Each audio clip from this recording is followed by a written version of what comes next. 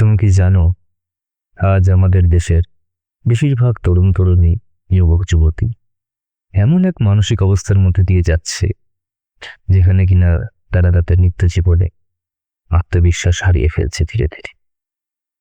তাদের আশেপাশের তাদের সমবয়সী অন্যান্যরা, তার বন্ধু বান্ধবেরা, কেউ হয়তো চাকরি জীবনে ঢুকে পড়েছে, কেউ বা তাদের বাবার ব্যবসা, কেউ বা বিবাহ করে সুন্দর সংসার যাপন করছে। তোমারও কি মাঝে মাঝে মনে হয় যে তুমি পিছিয়ে যাচ্ছ?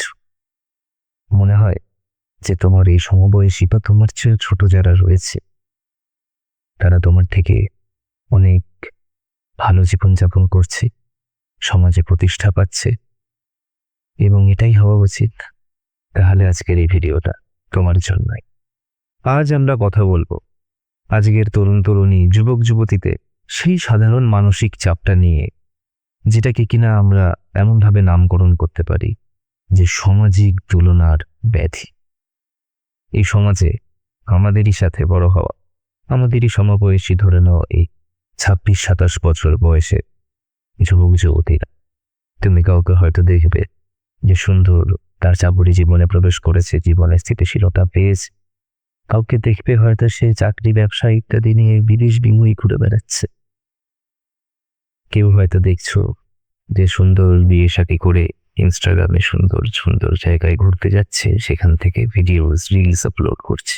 খুব আইক্যাচি লাগে দেখতে, তাই না?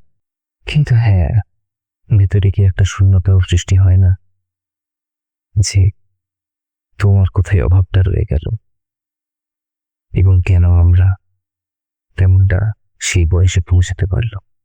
কিন্তু মনে রেখো, এই প্রশ্নগুলো যে শুধু তোমার মনেই আসে তা নয়। বিষয়টা হচ্ছে যে তুমি একা নও, বরং তুমি এখান থেকে ভাবতে পারো, একটা রিয়েলাইজেশনের মধ্যে আসতে পারো যে অন্তত তোমার নিজের প্রতি একটা জ্ঞান আছে, তোমার ভবিষ্যতের প্রতি একটা চিন্তা আছে। তুমি জানো তুমি কতটা জলে দাঁড়িয়ে আছো, এবং তুমি জানো যে ভবিষ্যতে তোমায় কোথায় পৌঁছাতে হবে। এই যে সংকট, যার মধ্যে দিয়ে একটা মানসিক ব্যারাম তৈরি হয়ে যায়, মানুষের মধ্যে নানান রকম বিষয় দেখা দিতে পারে, যেখান থেকে তারা হয়তো সহজে খিটখিটে হয়ে পারে, অমনোযোগী হয়ে উঠতে পারে।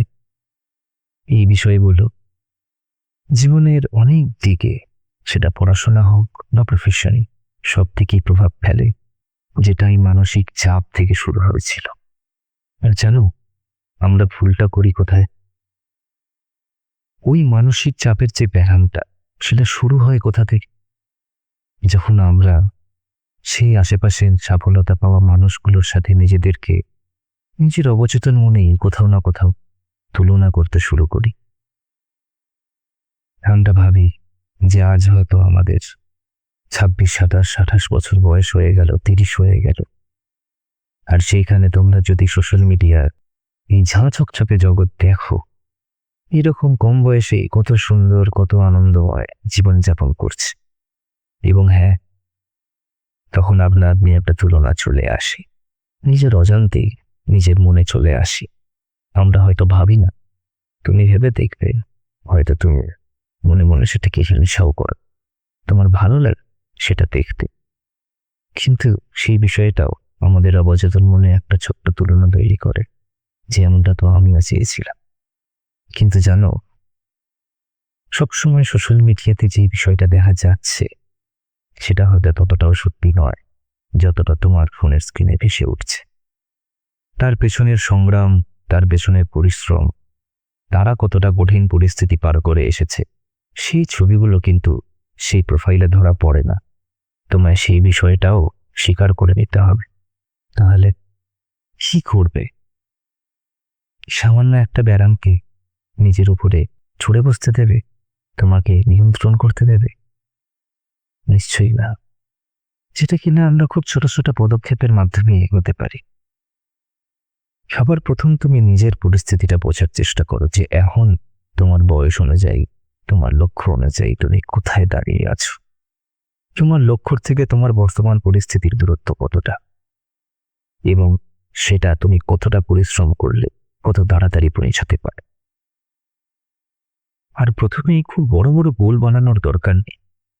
দেখো, তোমার কি করে ভালো লাগে, কোথায় তোমার সন্তুষ্টি রয়েছে।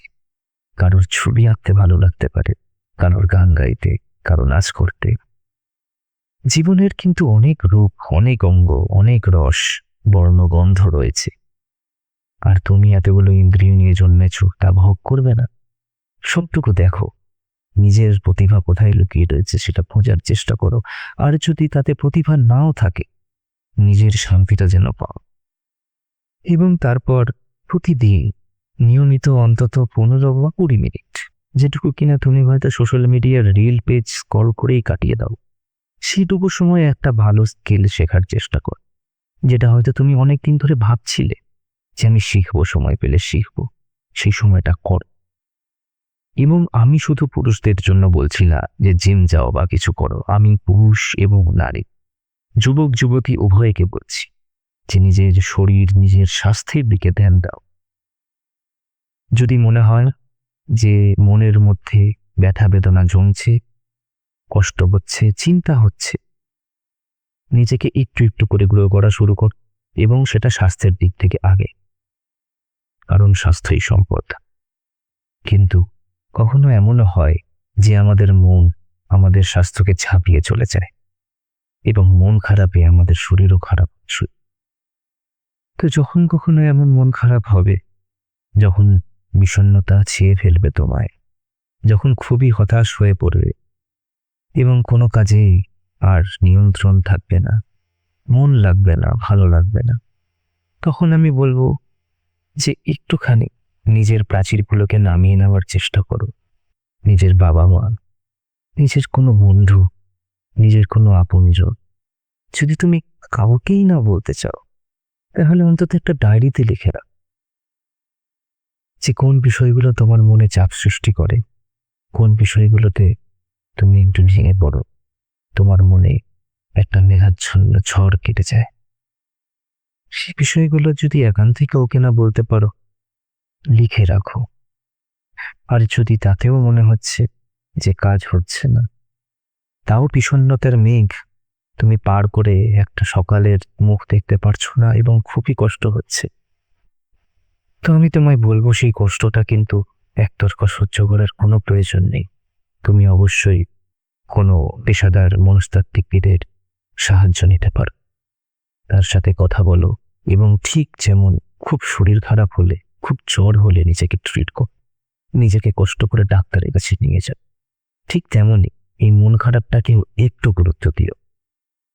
যেমন শরীর থাকলে শরীর খারাপ হয়, এমন মন থাকলেও মন খারাপ হয়, এবং এটা খুবই সাধারণ। মনে রেখো, জীবন কিন্তু কোনো রেসকোর্সের ঘোড়দৌড় নয়। প্রত্যেকের পথ আলাদা হয়, প্রত্যেকের ঝুলিতে আলাদা আলাদা অভিজ্ঞতার নুড়িকণা উঠে আসে। সবার জীবন সমান নয়। তোমার যে পরিশ্রমগুলো আছে, তোমার যে বিফলতাগুলো আছে, তার পিছনের চেষ্টাটাকে দেখার চেষ্টা।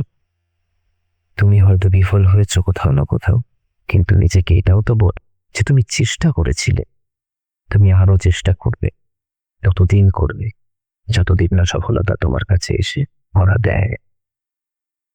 প্রতিটি অন্ধকার রাতের শেষে যেমন এক ঝলমলে ভোর এসে ধরা দেয়, সে রাত যতই বড় হোক না কেন, সে তো কোনোদিন ভোর কেটে নিতে পারে।